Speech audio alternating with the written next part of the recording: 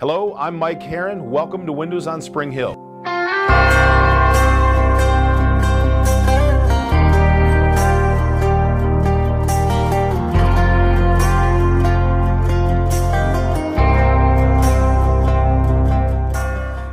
Hello, and welcome to this week's Window on Spring Hill. I'd like to give you a general update on what's going on in the Spring Hill plant and what the future has for us. Many people have been calling and asking when we're going back to work. Well, that seems to be the million-dollar question. Everybody wants to know that, and clearly this virus is going to determine when that is.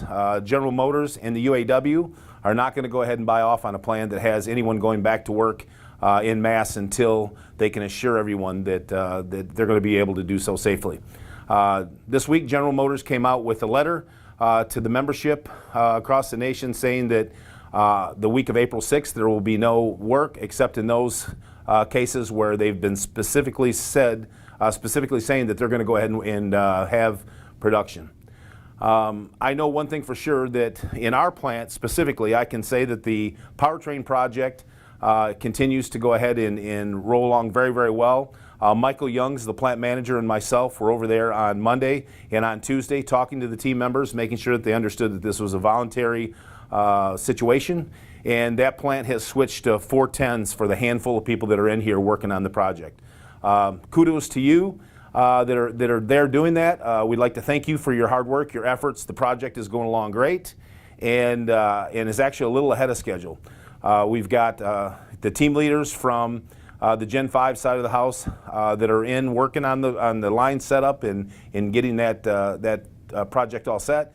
And our skilled trades folks that have volunteered to be in that area are also over there working very, very diligently on this project, and it's come along very, very well.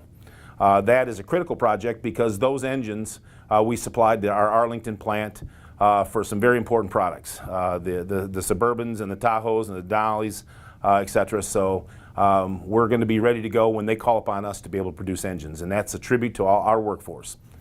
Other resources that we have in this week is we have a handful of people in our vehicle assembly side of the house. They're skilled trades, just a handful, to be able to keep things running and ready to go so that the minute GM gives us the green light, we can fire the plant back up and get our team members back to work quickly. So, and in addition to that, our central utilities facility, we've got approximately 12 UAW members over there from the skilled trades organization that are keeping the plant compressed air, electricity, heating and air conditioning all monitored to make sure that all the systems are go and that nothing crashes during the time frame that we're waiting to come back to work. So thank you for your hard work and efforts as well. Next thing I'd like to discuss is the fact that I would like to welcome the 31 transfers that we had come to Spring Hill on March 23rd. I know it's a very difficult time to come and travel to Spring Hill, and you never even worked a day in the plant. You ended up coming in and spending a couple hours in the visitor center to get signed up, and we welcomed you, and it was great meeting you all. But I think what's really, really important is that there was a mess up in your pay, and you guys weren't paid for that week, and it should have been short work week. And so I've had discussion with the company that is going to get fixed, and you will get short work week provisions that will pay you for the week of the 323 to 327. What that means is the week of 323 to 327, you're going to go ahead and get paid short work week provisions. Your first day of layoff will be 327, March 27th. That means this week, the week that we're currently in, the week after that week, you're going to have to open up a claim. And it's going to have to be in your old state, wherever you transferred from, and claim your layoff date is 3/27, because that's the date that the company will recognize as your layoff date. Okay, next I'd like to talk about unemployment in general. I know that this has been a trying week for everybody, trying to get the unemployment sub for those of you that are eligible for sub, and I know that not everybody is, but getting the unemployment paid. The claims were open last week. They're being paid, and now we're applying for sub. And please don't worry. I know that some of you still have pending and are waiting for payments. The payments have started. I talked to the state of Tennessee, and they're absolutely blown away. They had 95,000 claims hit them all at once, and so believe me, they're overrun.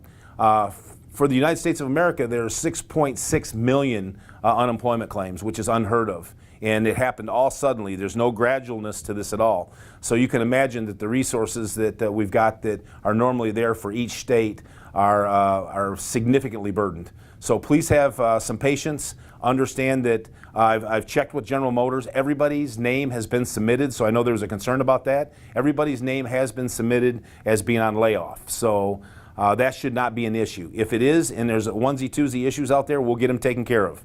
I would like to go ahead and commend our UAW benefit reps. They've been doing a phenomenal job. I know Lorene, everybody's been laid off with the exception of Lorene Austin, and she's been going crazy, trying to keep up with everything here. But I also want to say that in addition to Lorene, we've had Cheryl Offit, we've had Michael Miller, we've had Bill Weber, and we've had Eric Sazaki, all working from home trying to help our members. And I'm very thankful for them. I'm thankful for their efforts.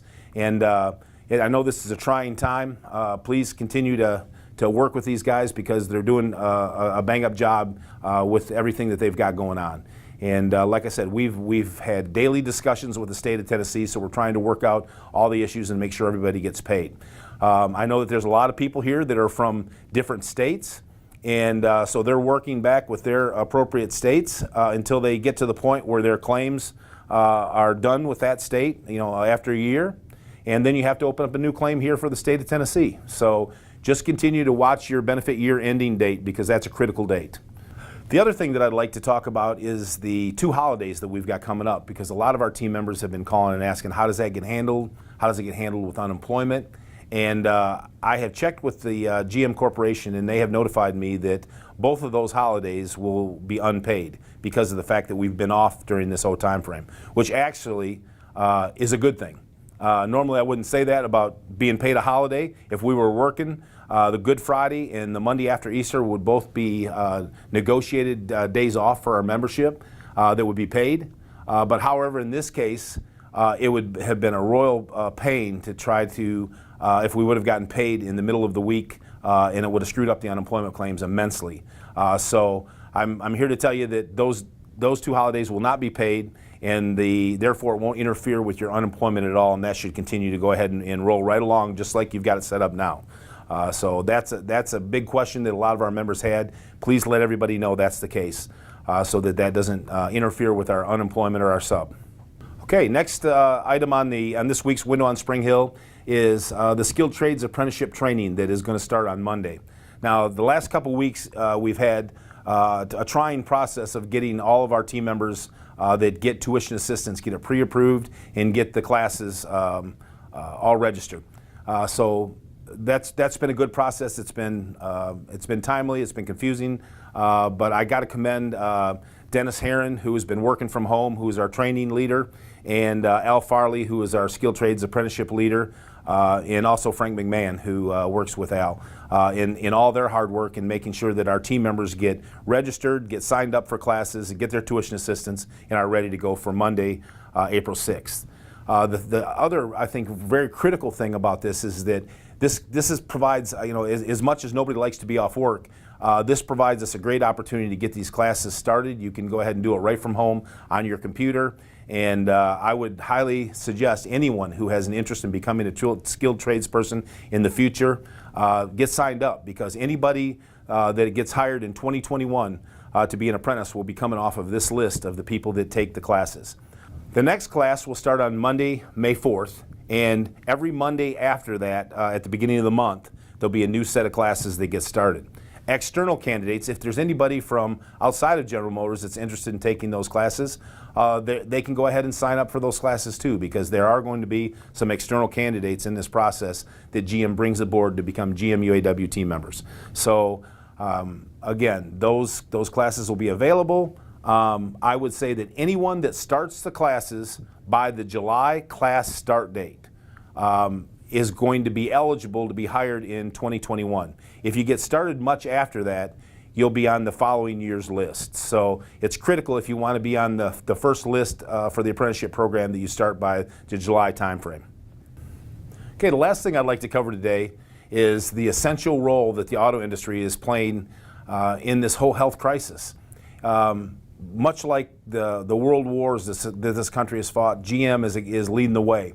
And I'm very, very proud of the efforts that they are putting forth, along with the UAW, and really all the automobile concerns. I know that Ford and Chrysler are out there doing a lot of work in as well. Even Nissan yesterday, I saw here in the Tennessee area, is starting to make some life-saving type of devices to be able to go ahead and help the hospitals throughout the U.S. So it's good to see everybody come together, because we are one during this time frame. GM, without a doubt, is showing exactly what one team looks like, because they, in fact, are firing up the Warren plant to make masks and the Kokomo, Indiana plant to make the ventilators. And I know that there's been a whole lot of fanfare about that, and a whole lot of questions about how that's going to work, how many they're going to make. I can tell you for a fact that this took the UAW members from each of those facilities, the GM engineers, the GM material logistics folks, the purchasing people, everyone to come together as one team to be able to make this happen in such a short period of time. Spring Hill has played their part, and a lot of people are unaware of this, but we have gone ahead and sent a lot of spare parts, packaged them up and sent them up to those facilities, as well as equipment to help in their efforts to be able to turn this over real quickly as a project, because time is not only money, time is lives in this case. And so very critical that this gets done quickly. Thank you for doing your part for leveling off this virus. I know that we've got some hot spots that are out there right now, but if people aren't social distancing, the peak is going to be too much for the hospitals to handle. I know also that, prayers go out to our brothers and sisters in the Michigan area, because I know that they're in a hot spot right now. The Detroit's going through quite a challenge in the Michigan area. Obviously, New York is the epicenter of what's going on here, and then you've got the Louisiana area and the Washington State area that are both having high numbers of this coronavirus. But the social distancing, being able to level out this disease, very, very critical. It'll get us all back to work quicker if we can do this. And again, I just wanted to say I'm proud to work for a company and proud to be part of a union that is helping America during these critical time frames in saving lives. I also know that GM has been the recipient of some unwarranted criticism. And I know that they've been working 24 hours a day, 7 days a week for longer than 3 weeks to be able to put these plans together to make these ventilators and these masks, and they're, to save people's lives. And I will tell you that it's a little frustrating to see them get criticized when I know that there's a lot more going on behind the scenes that is making this all come together. So rest assured that people are going to be very happy with the outcome. I'd also like to go ahead and thank all of those that are on the front lines, and I think that we all owe them a great debt of gratitude. The doctors, the nurses, the janitorial workers that are making sure that the facilities are as clean as possible, the truckers, our police and our firefighters, all these people that go to work for a living every single day are out there on the front lines making sure that they protect people, and many times putting their own lives at risk when they do that. So again, great thanks to them. Please rest assured there's good times ahead. We've been through difficult times before. I can honestly say that in 35 years with the UAW and with General Motors, I've never seen this kind of thing ever happen. And I know nobody ever planned on being home today. But please rest assured this will pass. We got to do our part, and there's good times ahead. And so please rest assured of that. Please be safe. Follow all the guidelines from the CDC, and we look forward to seeing you very, very soon. I will continue to go ahead and provide weekly updates as to exactly what's going on here in the Spring Hill site and what's going on with our UAW brothers and sisters in this facility. Thank you. God bless each and every one of you and your families, and God bless the UAW.